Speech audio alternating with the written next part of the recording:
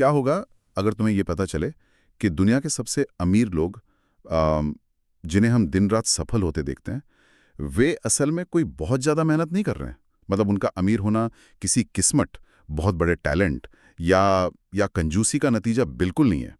ज़रा सोचो, अगर ये साबित हो जाए कि संपत्ति बनाना महज एक गणित के फॉर्मूले का पालन करने जैसा है, एक ऐसा सटीक विज्ञान जिसे अगर तुम अनजाने में भी लागू कर दो तो सफलता तय है। ये विचार अपने आप में ही इंसान की सोच को झकझोर देने वाला है, खासकर तब जब हम ये देखते हैं कि दुनिया की एक बहुत बड़ी आबादी दिन रात पैसे के लिए बस एक अंतहीन संघर्ष में फंसी हुई है। हाँ बिल्कुल। तो खोजेक्स की इस गहरी चर्चा में तुम्हारा स्वागत है। आज हम एक ऐसी किताब के पन्नों को पलट रहे हैं जो साल 1910 में लिखी गई थी, वैलेस डी वॉटल्स की the science of getting rich. आज हम ये डिकोड करेंगे कि संपत्ति और सफलता का असली मनोविज्ञान आखिर काम कैसे करता है। और देखिए, ये कोई खोखली मोटिवेशनल बात नहीं है कि बस बड़ा सोचो और सब हो जाएगा। सही कहा। हम उन गहरे मनोवैज्ञानिक और व्यावहारिक नियमों पर बात करेंगे जो हमारी हकीकत को आकार देते हैं। ये असल में खुद को एक क्रिएटर बनाने का विज्ञान है। लेकिन इस चर्चा की शुरुआत में ही मेरे दिमाग में एक बहुत सीधा और तीखा सवाल आ रहा है।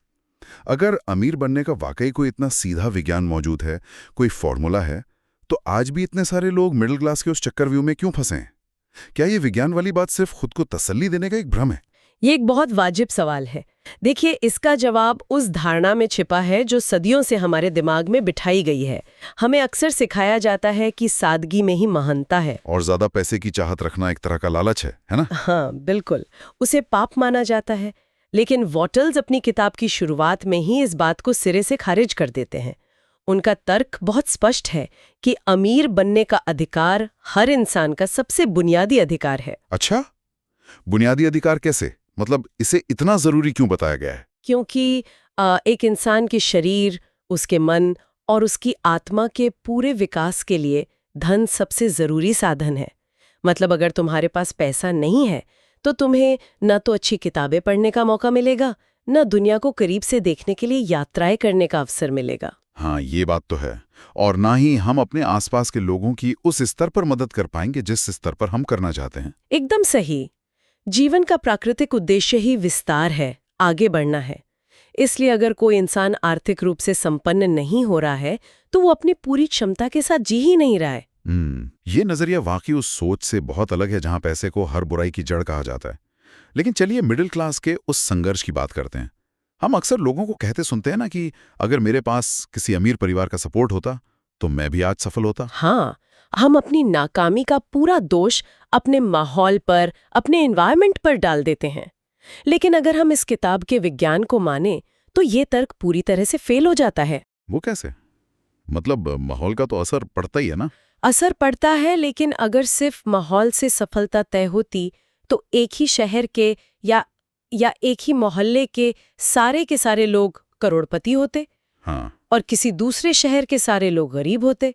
पर हकीकत में हम क्या देखते हैं? हकीकत में तो एक ही सड़क पर एक ही तरह का बिजनेस करने वाले दो लोगों में से एक बहुत तेजी से आगे निकल जाता है और दूसरा दिवालिया हो जाता है। बस ये उदाहरण साबित करता है कि सिर्फ सही जगह पर होना काफी नहीं है। और मजे की बात यह है कि टैलेंट भी सफलता की इकलौती चाबी नहीं है। दुनिया में ऐसे हजारों लोग हैं जो असाधारण टैलेंट के धनी हैं, लेकिन वो आर्थिक तंगी में जी रहे हैं। हाँ, और बहुत ही साधारण बुद्धि वाले लोग असीम संपत्ति बना लेते हैं। मतलब कंजूसी करने से या पाई पाई बचाने से भी इंसान अमीर नहीं बन सकता? बिल्कुल नहीं। इन सारी बातों को नकारने के बाद लेखक एक बहुत ही गहरे निष्कर्ष पर पहुंचते हैं।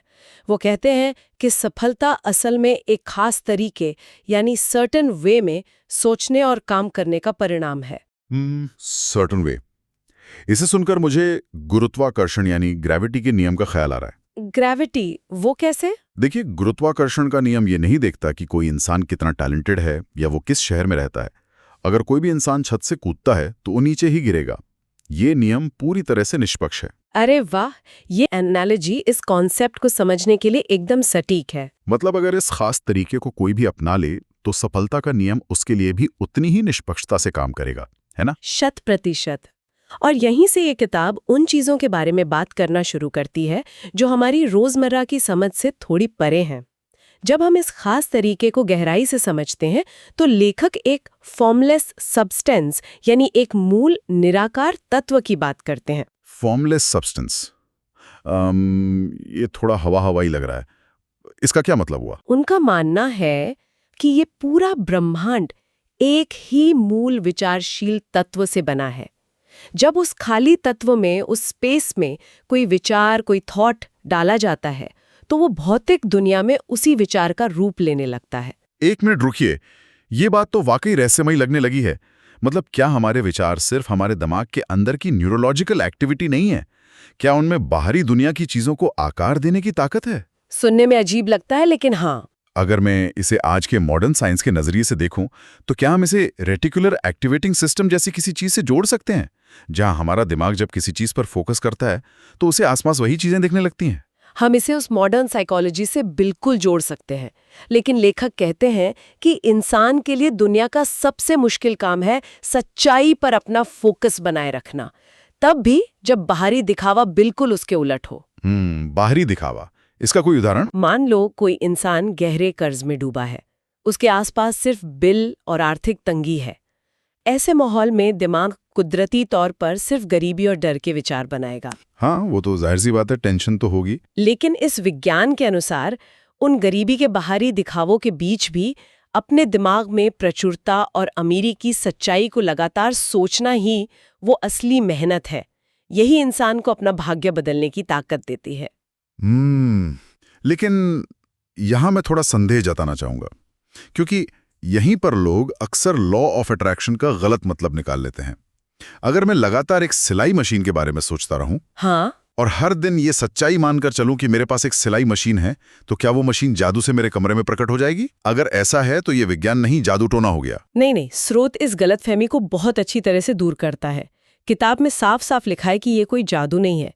मशीन हवा में आकार लेकर कमरे में नहीं गिरेगी। तो फिर ये काम कैसे करेगा? जब कोई इंसान किसी चीज का स्पष्ट विचार दिमाग में रखता है और उस पर विश्वास करता है, तो वो उन मानवीय और व्यापारिक रास्तों को, यानी एस्टैब्लिश्ड चैनल्स ऑफ ट्रेड को प्रभावित करता है। अच्छा, मतलब जो सप्लाई चेन पहले से मौजूद है। बिल्कुल।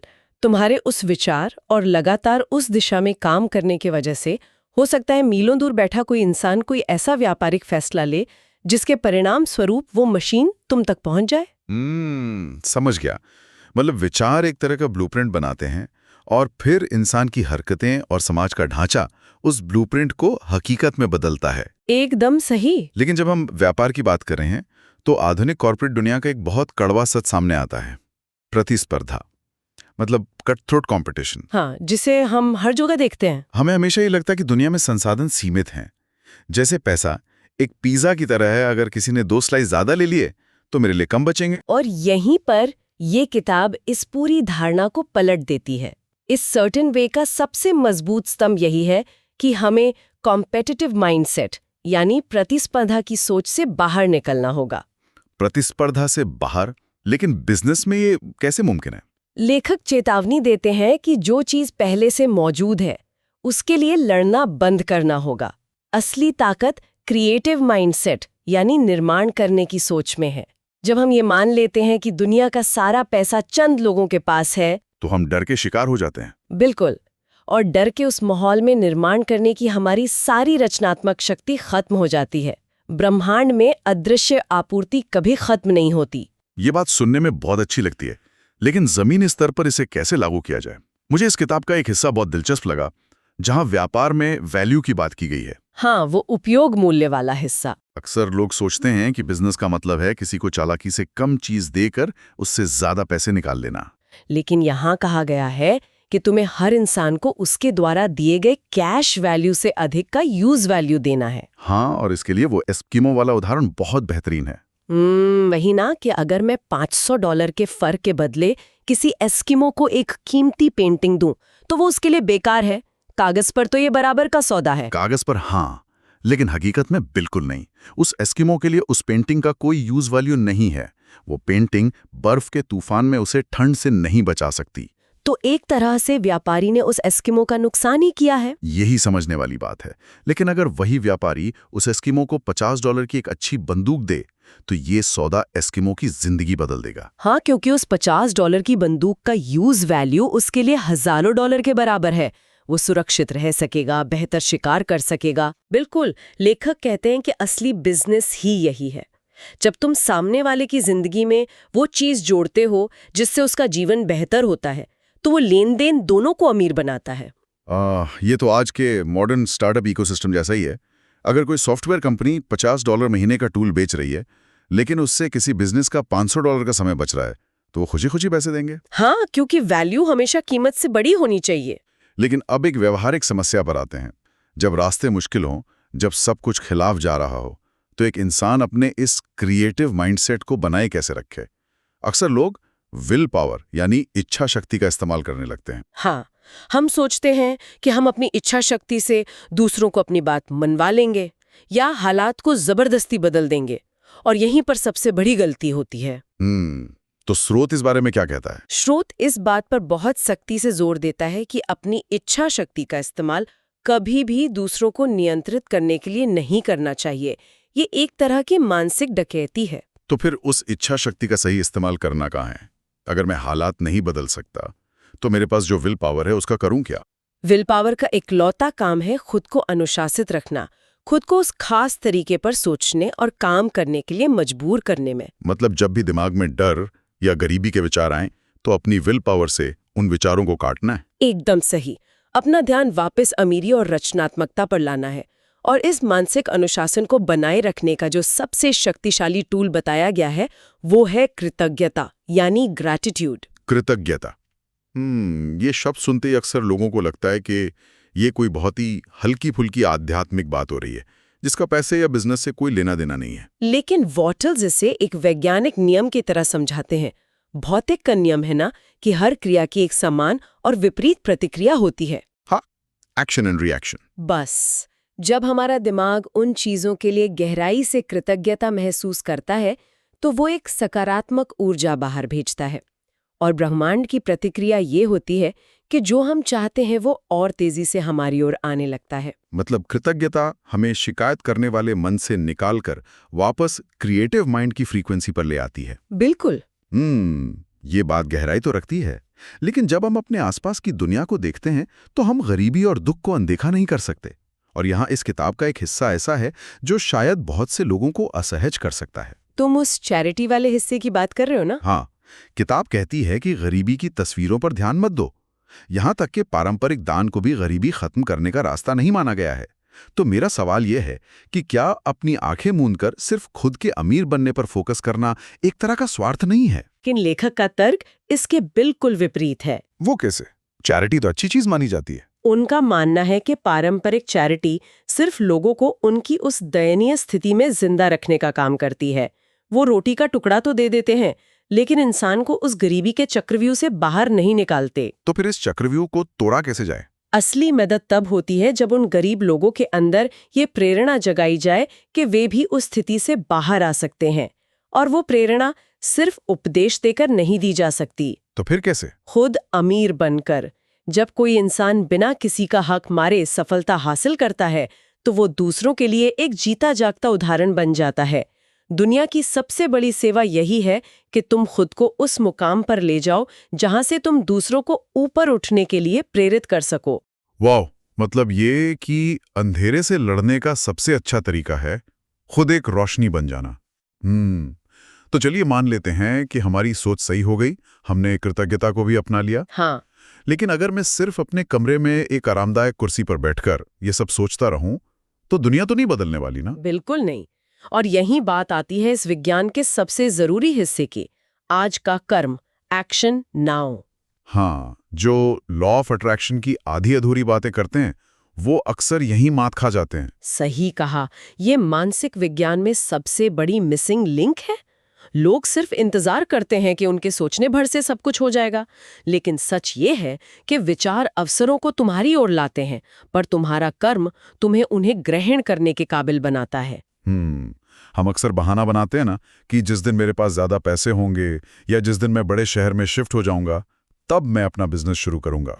यानी कुशलता पर बहुत जोर देते हैं। मतलब हर दिन का काम पूरी एकाग्रता से करना। हाँ, हर एक कुशल काम अपने आप में एक सफलता है, और जब ऐसी छोटी छोटी सफलताओं को जोड़ा जाता है तो वो एक बड़ी संपत्ति का निर्माण करती हैं। इसके साथ ही एक बहुत ही जबरदस्त कॉन्सेप्ट इस किताब में आता है, इम्प्रेशन ऑफ इंक्रीज, यानी बढ़ोतरी का एहसास।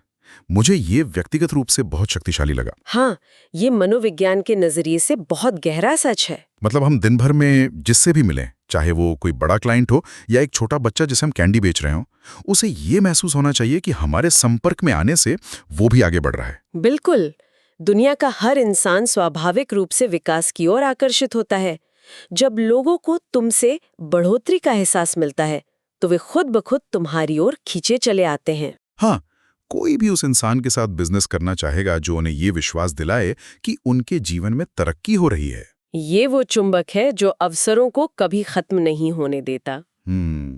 अगर हम इस पूरी चर्चा को एक एनोलॉजी के साथ समेटने की कोशिश करें तो ये कुछ ऐसा है। हमारी प्रचुरता की सोच उस भारी चुंबक की तरह है जो अवसरों को हमारी ओर खींच रही है।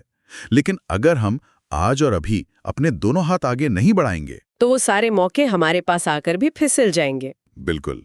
सोच हमारे लिए एक साफ रास्ता बनाती है, लेकिन उस रास्ते पर चलना तो हमें ही पड़ेगा। बहुत ही सटीक बात कही तुमने। इस पूरे विज्ञान का सार यही है कि ब्रह्मांड अवसरों से भरा है। हमें प्रतिस्पर्धी नहीं, रचनात्मक बनना है, कृतज्ञ रहना है और आज के काम को कुशलता से करना है। तो ये था 1910 में लिखा गया वो रहस्य जो साबित करता है कि संपत्ति कोई किस्मत का खेल नहीं है। ये एक ऐसा फॉर्मूला है जिसे जो भी लागू करेगा वो अपनी हकीकत खुद लिखेगा। और अब इस डीप डाइव के अंत में तुम्हारे लिए एक सीधा और शक्तिशाली सवाल है। जरा गहरे से सोचना, तुम्हारी जिंदगी में आज ऐसी कौन सी जगह है, ऐसा कौन सा काम है जहां तुम अभी भी दूसरों से प्रतिस्पर्धा करने में अपनी ऊर्जा बर्बाद कर रहे हो, जबकि उसी ऊर्जा से तुम खुद कुछ नया और बहुत बड़ा बना सकते हो। उस डर को पहचानने का और उसे हमेशा के लिए छोड़ देने का वक्त आ गया है। इस विज्ञान को अपने नजरिए में उतरने दो। अगर खोज एक्स पॉडकास्ट की एक गहरी चर्चा तुम्हारे अंदर एक नई आग जगा गई है, तो इसे उन दोस्तों के साथ शेयर करो जिनके साथ तुम कामयाबी के इस सफर पर चलना चाहते हो। सोचते रहो और नई चीजें खोजते रहो।